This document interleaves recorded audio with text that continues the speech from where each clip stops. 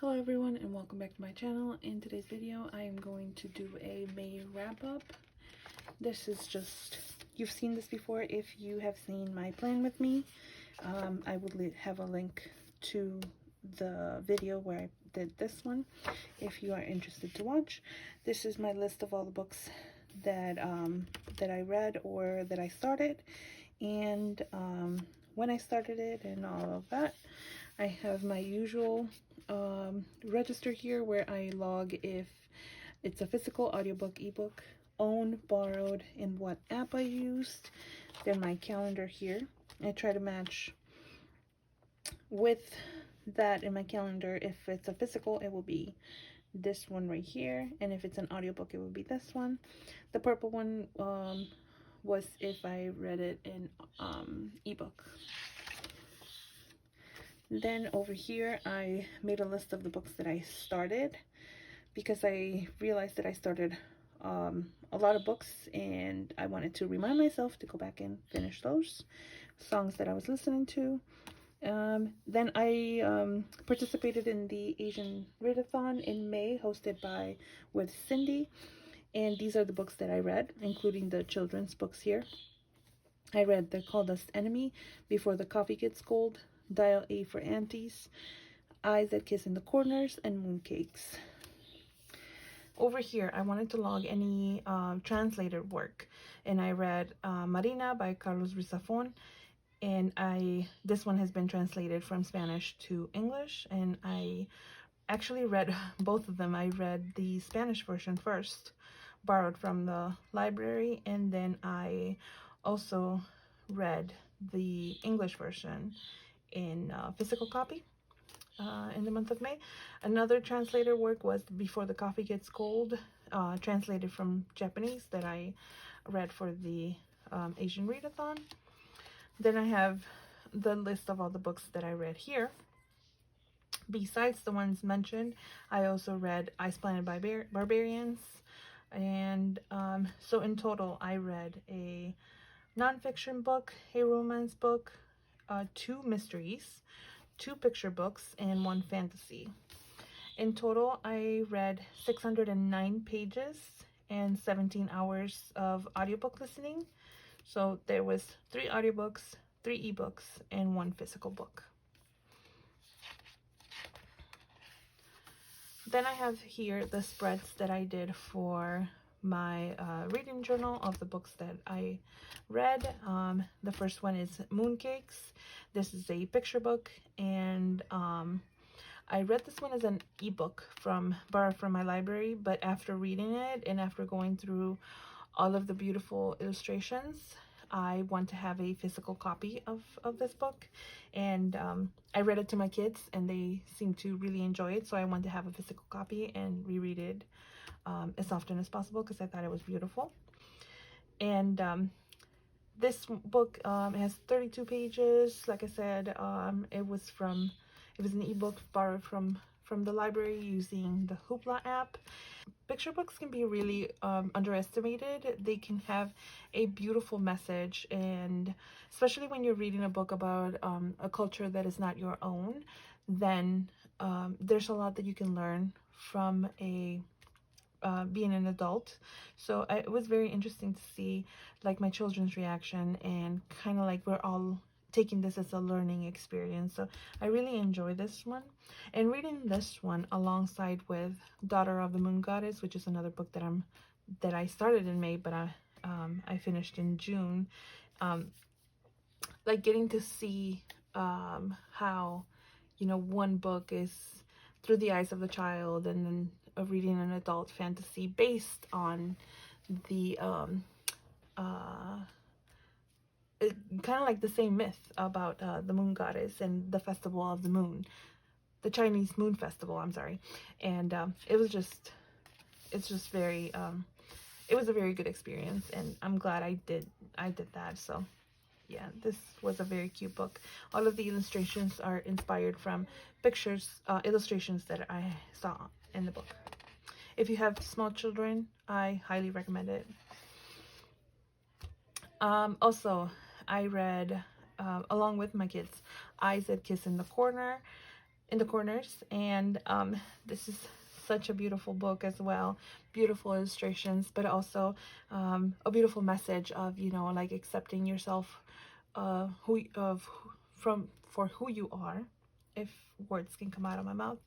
And this is another book that I am definitely going to try and see if I can get my hands on a physical copy, because I read the ebook from using the Libby app, and I thought it was a beautiful story of this beautiful girl that talks about her eyes and her mom's eyes, her grandma's eyes, you know, and it's just such a beautiful story to share. Not only, I mentioned this for little ones, but I mean, like, these books, they're for everyone. We can all learn a little bit from reading these picture books. Like I said, these picture books can be highly underestimated, you know. We think that it's only for children's entertainment, but we can use them to learn about other people's cultures other than your own. And this is one of the quotes from the book: "My eyes that kiss in the corners and glow like warm tea are a revolution." And I wanted to add that.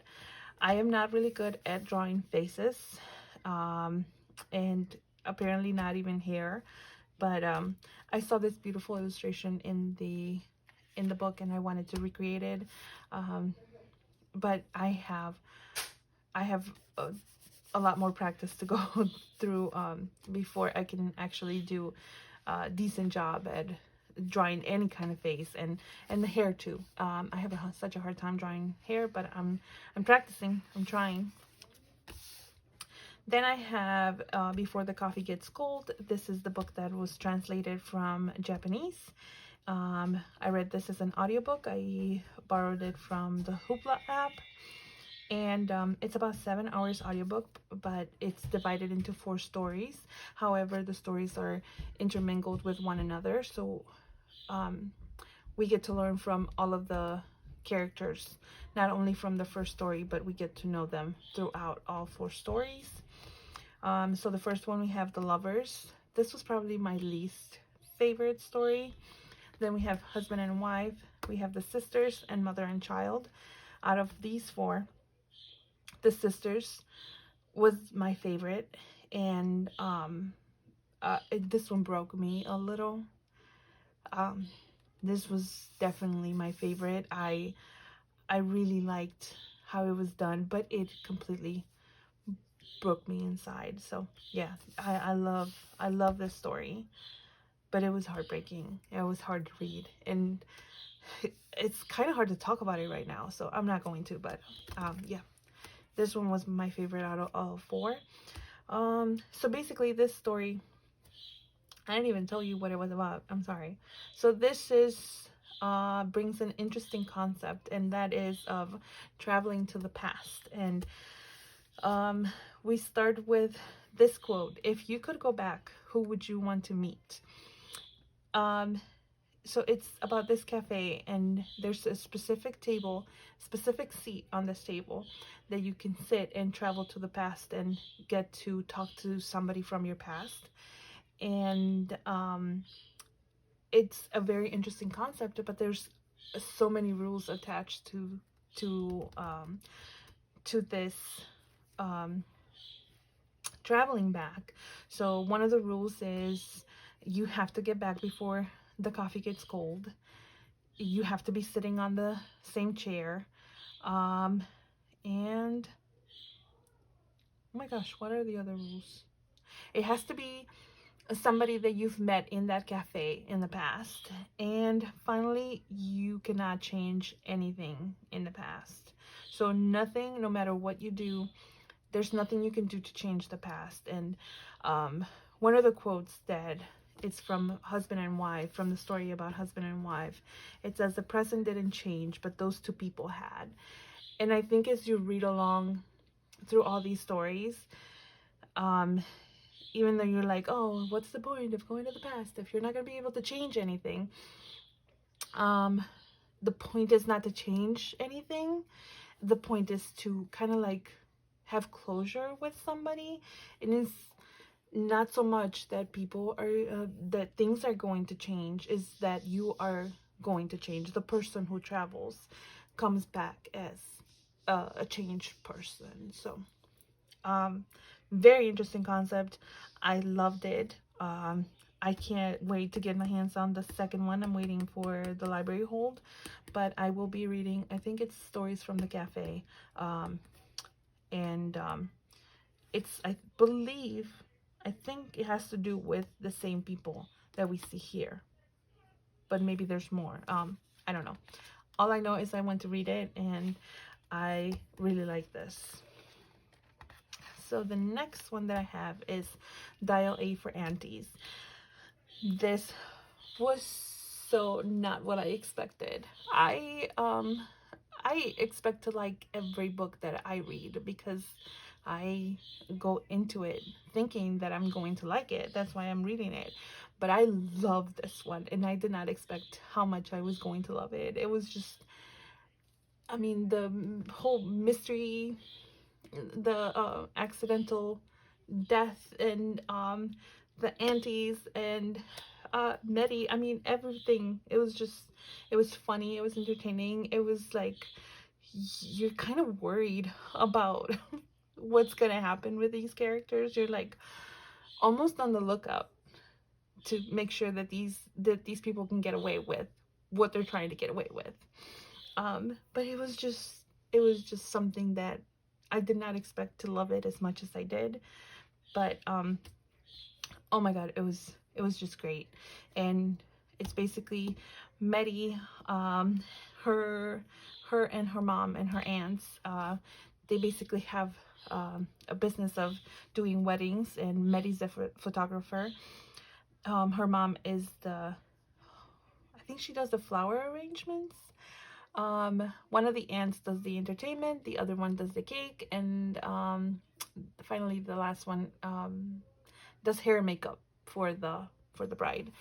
And I mean, it was just like the whole time I'm rooting for Medi to get away with this, and I'm like, every time the aunts are on page, I was laughing out loud.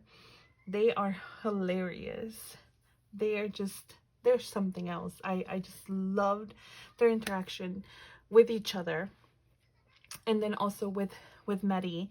And I don't know, it's just like the whole family dynamic, the fact that they would do anything for their little family is just like so heartwarming. It was just beautiful to me. I loved that in the author's note. There's an author's note in the beginning of the book, and the author described this book as a love letter to her family. And I thought, I'm like, oh my god, I think I'm gonna love this, because I mean, it's just, she's pouring basically all her love for her family in this story, and I really like that. So I don't know if I told you much about this book. I don't think I did. I just, if you like a contemporary mystery romance kind of thing. Another thing, I'm not big into romance, like contemporary romance, but this was so good, and I was rooting for the couple the whole time. And it was just like so cheesy, but at the same time, like, I don't know, I loved it. And there is a sequel that came out this year. I'm waiting for the library hold, and I will be reading that one as soon as I can get my hands on the next audiobook. Then I read, actually these are not in any specific order from how I read them. So the next book I have here is They Called Us Enemy. These are the memories of the author. This is a graphic novel memoir, and I love that it was done this way because it is easier access to, it's easier to read for younger audiences, and this is such an important story that should be shared with younger people, and it's part of our history. And unfortunately here in the US, we do not get the full picture when it comes to history, especially if you are a minority. Most of the times you're going to get just fragments of the history that basically people want to tell you. We don't get the entire picture. We don't get all the history, and books like these are necessary. And I'm so glad that this author, George, along with other authors, are doing the same thing and sharing what happened to them um, throughout history. So George here is telling us when he was a young boy, right after Pearl Harbor happened, the attack on Pearl Harbor, the U.S. government decided to imprison all of the people here in the U.S. that had any type of Japanese, that were of Japanese descent. So here we get to know what happened to them, how they were sent from one encampment to another, and it's just basically they were prisoners. They were prisoners in their own country. George, his brother, and his sister were all born in the U.S. Their mom was born in the U.S. and I believe the dad immigrated when he was a teenager. So yeah, regardless of that, they were still sent with thousands of other people were sent to these prisons. And it is just heartbreaking because most of the book is, we get to see the point of view of George when he was a young boy. So there's a lot of things that he doesn't understand, so he dismisses them. But you as an adult reading this, you know exactly what's going on, and it's very heartbreaking to see, like, to know that thousands of kids had to go through that, had to see that.